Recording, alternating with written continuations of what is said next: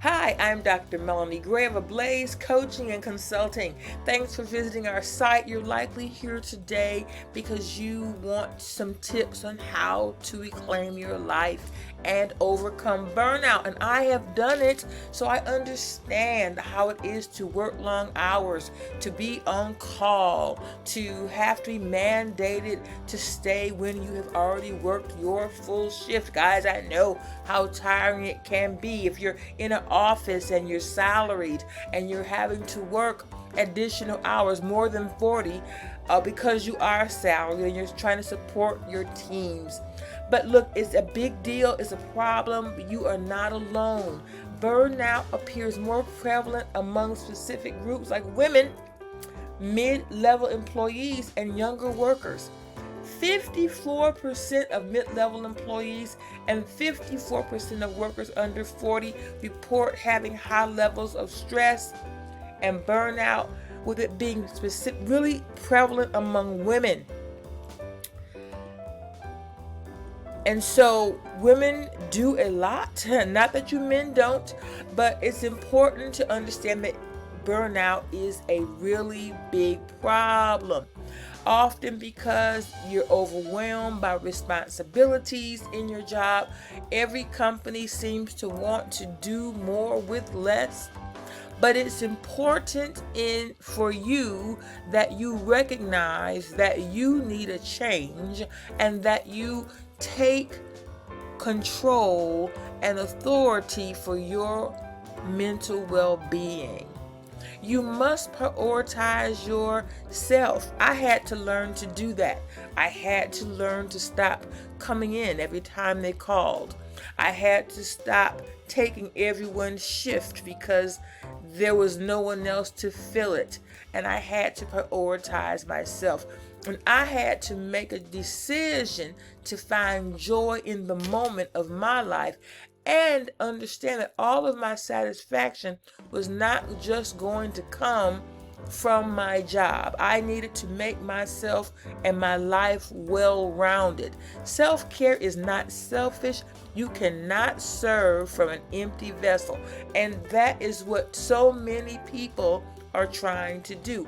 I realized I had to step back, stop saying yes to everything, stop saying yes to every committee, stop saying yes to every family member, stop saying yes to every volunteer opportunity. Just stop. And really, I had to begin to let go of some things. I had to reprioritize some things in my life so that I could rest and think clearly, because fatigue is a demon. You cannot think clearly when you are too fatigued. So you must take care of yourself, and you don't have to apologize for it. You've got to identify, and obviously you have, because you're here, that you need a change in your life. You are here on this site because you recognize that something needs to be different. And one of the hardest things that I know I found hard to achieve was setting boundaries. Sometimes people come to you because I know they came to me because I was nice and they knew I'd say yes. And so I learned that when I would just say, no, I'm not sure, or let me think about it, people often found other ways to solve their problem or have their needs met, and it was not always up to me. And then I had to learn to practice mindfulness, to do some things that were in which I could just settle down and slow down and become self-aware and enhance my mindfulness. And I'll be honest with you, I also sought support through friends, and when I thought I needed to seek professional help, I did that. There is nothing wrong with getting help when you need it. And so I had to stop saying yes, as I shared, and I had to start doing some things for myself rather than working extra hours and doing extra committees and joining extra clubs and being in all these professional organizations. Now, it's not that they were bad, but everything has balance. I had to make an exchange. So I'm hoping that right now you're considering what you need to do to what you need to exchange in your life so that you can work less and find more time to relax. And sometimes, at least for me, I had to learn how to relax. I had to learn how to be still. It was a learned skill. Relaxation was a learned skill for me. And maybe it is for you too. But I want to tell you that it is absolutely worth it.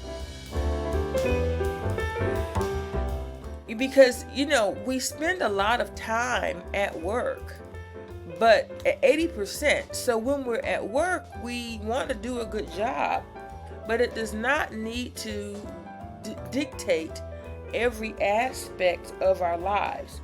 80%, 8 hours is good. But when those 8 hours are over, what are you doing? Are you really finding time or making time for other things in your life? And does 80% of your time really need to go to work? You really have to ask yourself, what is the return on the investment for you mentally, physically, and emotionally to continue to do what you're doing? 8 hours is a third of your day. It shouldn't necessarily be 80% of what you do. And how do you identify? What else do you identify with in your life that gives you significance and value? Perhaps you need to find some other things, hobbies, talents, gifts. Go back to some dreams that you had.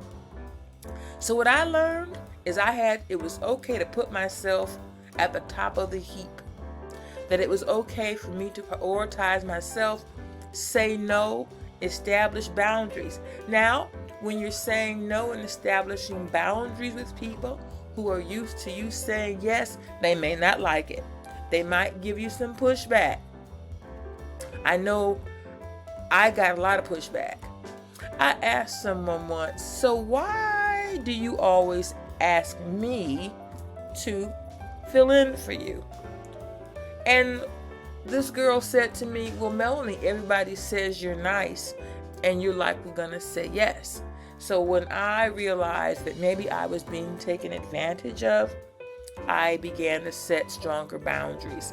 And I began to really look at my friends and really prioritize what were the healthy relationships and which ones were not so healthy. And I let some people and things go. And I became adaptive and I began to celebrate my wins in life.